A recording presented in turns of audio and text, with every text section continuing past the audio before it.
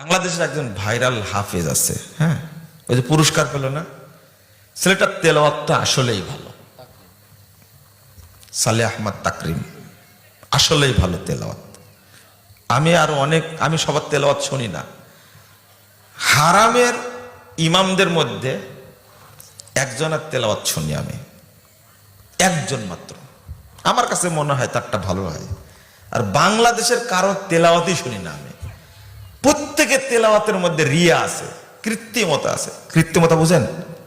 কৃত্রিমতা বুঝেন না মনে হয়, তাই না? একটা হলো প্রাকৃতিক, যেটা ন্যাচারাল বলেন আপনারা, তাই না? একবারে প্রাকৃতিক সুর যেটা, সেটা। আর কৃত্রিম সুর একটা সুর নিজে ইচ্ছা করতে হয়, কোরআনকে একবারে মুচড়ায় ভাঙ্গের গুষ্টি শেষ করে দেয়। এই তেলাওয়াত শুনি না। তো তাকরিমের তেলাওয়াতটা আমার আসলে ভালো লাগে, সত্য কথা যেটা।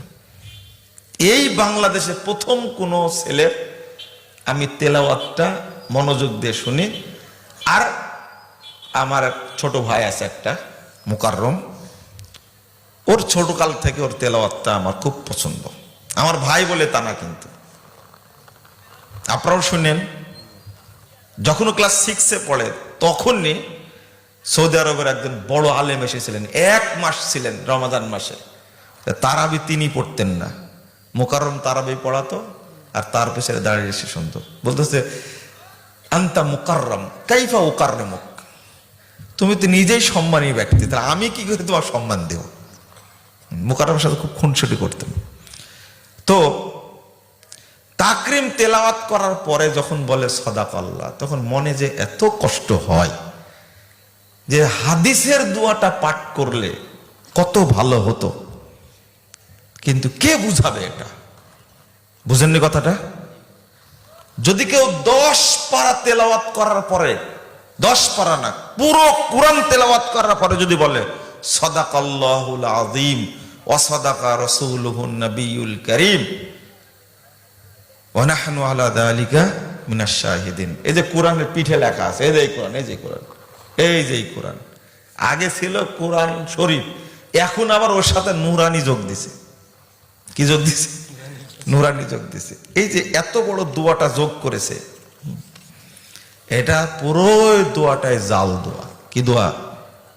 জাল দোয়া। কি দোয়া? জাল দোয়া। 30 পারা কোরআন পড়ে যদি কেউ এই দোয়া পড়ে, ইবলিসের ষড়যন্ত্র দেখেন। ইবলিসের ষড়যন্ত্র হলো এই যে 30 পারা পড়ার পরে মাত্র 1 পৃষ্ঠা পড়বে। কয় পৃষ্ঠা? দোয়াও খতমেল করে 1 পৃষ্ঠা পড়বে। পড়লে 30 পারা পড়ে যে নেকিটা হয়েছিল সব বাতিল, সব বাতিল। কারণ আমলে সলের সাথে যদি বেদাত ঢুকে যায়, স্পর্শ করে, তা আমলে সলে সব কি হয়ে যায়? শেষ হয়ে যায়, বাতিল হয়ে যায়। বাতিল, বাতিল। এটা ইবলিসের ষড়যন্ত্র, নাহলে কেন থাকবে এটা? তাও কোরআনের পিঠে যোগ করেছে। এই পাশে আবার আরেকটা লেখা আছে, কোনটা পড়বেন? আল্লাহুম্মা আরহামনি, আল্লাহুম্মা আনিস ওয়াহশাতি ফি কবরি, আল্লাহুম্মা আরহামনি বিল কোরআনিল আযীম ওয়াজআলহু লি ইমামা ওয়া নূরা ওয়া হুদা ওয়া রাহমা, আল্লাহুম্মা যাক্কিরনি মিনহু কে মা নাসিতু ওয়া আল্লিমনি মা জাহিল মিনহু মা জাহিলতু ওয়ারযুকনি তিলাওয়াতাহু আনা আল-লাইলি ওয়া আনা আন-নাহার ওয়াজআলহু লি হুজ্জাতান ইয়া রাব্বাল আলামিন, আমিন। কত সুন্দর দোয়া দেখছেন? একবারে তাজা জাল, একবারে মরা জাল না। কি জাল? তাজা জাল এটা। তো আপনার আমুলটা সবসময় কি রাখবেন?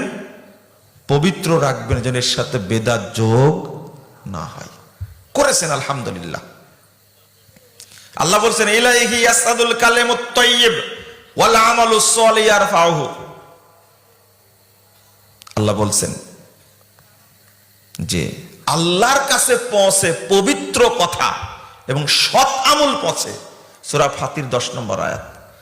যদি ভেজাল মিশ্রিত করেন, তাহলে সেই আমল আল্লাহর কাছে পৌঁছবে না।